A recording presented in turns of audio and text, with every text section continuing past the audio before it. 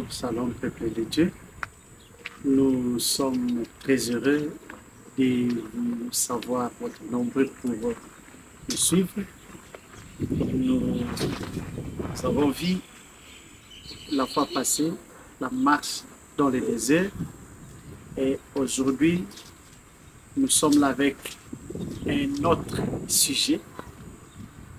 Nous voulons parler de l'importance des dons du Saint-Esprit dans la vie d'une église ou dans la vie d'un chrétien aussi, si il faut en parler ainsi.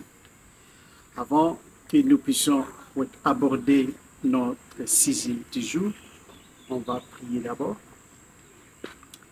Seigneur Dieu, sois béni, sois élevé parce que tu es notre Papa, nul ne semblable à toi. Merci pour ces moments que tu nous accordes, Père, pour que nous puissions, Yahweh, parler de ta part. Yahweh, nous recommandons ce moment entre tes saintes mains. Sois avec nous, du début jusqu'à la fin. Que ton bonheur et ta grâce puissent nous accompagner, Yahweh, tout au long de cette séance. Parle-nous, comme il est écrit, ils seront tous enseignés de Dieu. Enseigne-nous, Papa, parce que tu es le meilleur enseignant.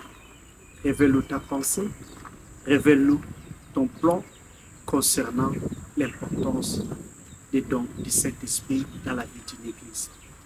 Sois béni, Père, au nom de Jésus-Christ. Nous avons ainsi prié. Amen. Nous voulons parler de l'importance des dons du Saint-Esprit. Avant que nous puissions parler sur l'importance des dons du Saint-Esprit, on va d'abord apprendre sur les dons du Saint-Esprit. Qu'est-ce qu'on appelle dons du Saint-Esprit? Lorsque nous parlons des dons du Saint-Esprit, nous voyons un don, c'est quelque chose qu'on peut dire, c'est une grâce. C'est une grâce que le Saint-Esprit nous fait. Et lorsque nous parlons des grâces, nous voyons une faveur imméritée. Quelque chose qu'on n'a pas. Donc, mérité, mais Dieu nous les donne par sa souveraineté. Les dons du Saint-Esprit, il y en a 9 dons du Saint-Esprit. Il y a les dons par la langue, il y a les dons de prophétie, il y a les dons d'interprétation des langues, il y a les dons de foi, il y a les dons de guérison, dons de miracles, il y a parole de connaissance, il y a parole de sagesse et il y a encore les discernements des esprits. Il y a 9 dons. Les 9 dons, on les groupe en groupe de 3-3. Donc, il y a les dons de révélation où on a les dons de parler, parole de connaissance, parole de sagesse et le discernement des esprits qui font partie des dons de révélation. Il y a encore les dons de puissance où on a les dons de foi, dons de guérison et dons de miracles. Il y a les dons d'inspiration où on a les par la langue, prophétie et interprétation des langues. Là, c'était en bref les 9 dons du Saint-Esprit. Et nous voulons parler de l'importance de ces dons du Saint-Esprit dans la vie d'une église. Est-ce que vraiment c'est important de voir ces dons travailler dans la vie d'une église? Qu'est-ce que les dons du Saint-Esprit peuvent apporter dans la vie d'une église? Premièrement, c'est que nous pouvons dire les dons du Saint-Esprit sont importants dans la vie d'une église. Pourquoi? Ça démontre la puissance de Dieu dans la vie de l'église. Les dons du Saint-Esprit, ça démontre la puissance. Parce que nous voyons que parmi les dons du Saint-Esprit, on a groupé en 3 grands groupes. Donc les groupes de 3-3, il y a les groupes de dons de puissance. Les dons de puissance qui manifestent la puissance de Dieu. Dieu, lorsqu'il a créé l'homme, il a donné à l'homme les pouvoirs, l'autorité. Mais à cause du péché, l'homme a perdu ces pouvoirs-là, l'autorité. Dieu, en Jésus-Christ, il nous a recréés. Il nous a recréés. Nous sommes aimés. Il nous donne le Saint-Esprit. Le Saint-Esprit qui vient en nous, il doit travailler.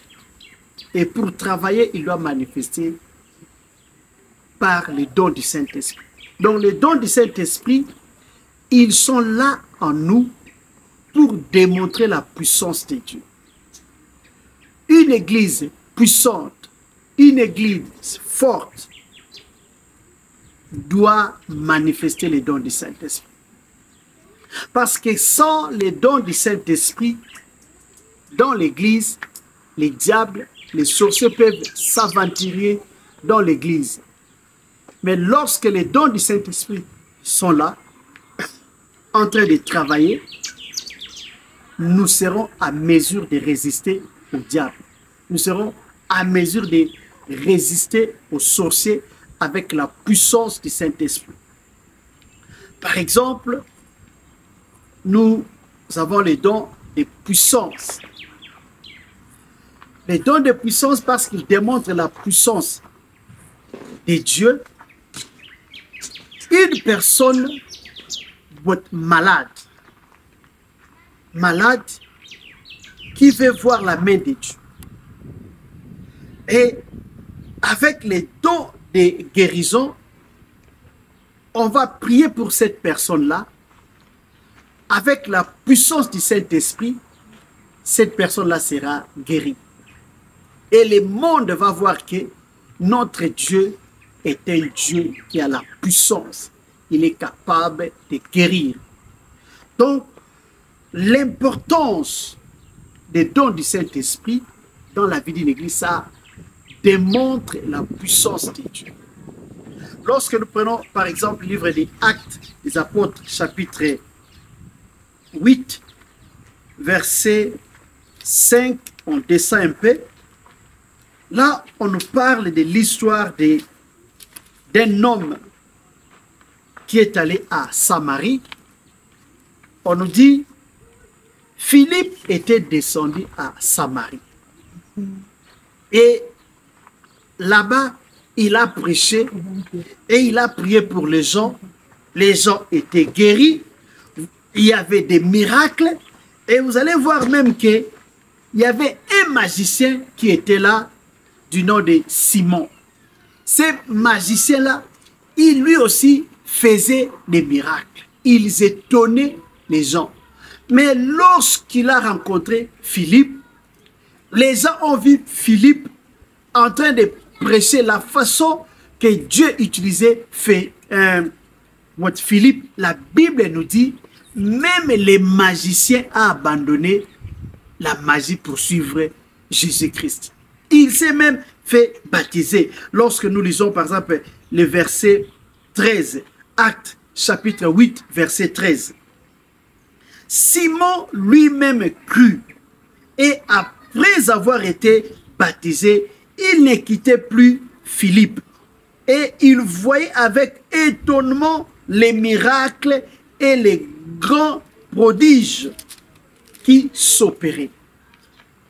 Donc, nous pouvons voir que les dons du Saint-Esprit démontrent la puissance de notre Dieu. En sorte que même les sorciers sont étonnés de cette puissance-là. Parce que la puissance de Dieu est supérieure à la puissance du diable. Notre Dieu est l'omnipotent. Notre Dieu est le tout-puissant. Le diable n'est pas plus fort que notre Dieu. Parce que notre Dieu est puissant et tout-puissant, sa puissance, lorsqu'il déploie cela, même les sorciers reconnaissent que ça, c'est la main de Dieu. C'est comme en Égypte, lorsque Moïse, devant Pharaon, Moïse a opérer des miracles. Les magiciens aussi voulaient essayer, première fois, deuxième, troisième, et à un moment, ils étaient essoufflés. Ils ont dit, ça c'est la main de Dieu. Parce que les dons du Saint-Esprit, lorsqu'ils travaillent dans la vie d'une église, ça démontre la puissance de notre Dieu. Pour que certaines personnes croient en Jésus-Christ, ils ont besoin de voir la puissance de Dieu. Un sorcier, pour abandonner la sorcellerie, il faut qu'il rencontre une puissance supérieure à la sienne. C'est alors qu'il va suivre la forte puissante. Comme ici, nous voyons le cas de Simon, qui était un magicien. Il faisait aussi ses actes de magie. Il étonnait les gens les respectaient. Mais lorsqu'il a rencontré Philippe, Dieu l'a utilisé dans une dimension que lui-même a dit que non, ça c'est supérieur à ce que j'ai. Donc je dois laisser la magie et je dois suivre cet homme-là, le Dieu de Philippe. Pourquoi? Parce qu'il avait vu la puissance de Dieu. Mes chers sœurs et frères, nous devons aimer la puissance. Nous devons aimer les dons du Saint-Esprit. Et quand notre Dieu dit, ton Dieu ordonne que tu sois puissant, comment est-ce que nous pouvons manifester la puissance de Dieu si on ne manifeste pas les dons du Saint-Esprit? Donc, pour manifester la puissance de Dieu, on a besoin des dons spirituels. Maintenant, le problème est comment est-ce que nous pouvons développer les dons du Saint-Esprit. Là, ce n'est pas encore notre sujet. On va seulement s'arrêter sur l'importance des dons du Saint-Esprit. Donc, les dons du Saint-Esprit, leur importance, premièrement, c'est démontrer la puissance de Dieu. Que le monde reconnaisse que notre Dieu est puissant. Donc, ça, c'était notre premier point. C'est démontrer la puissance de Dieu. Je crois qu'on va continuer dans l'autre vidéo. Merci. Come on, you make it your prayer.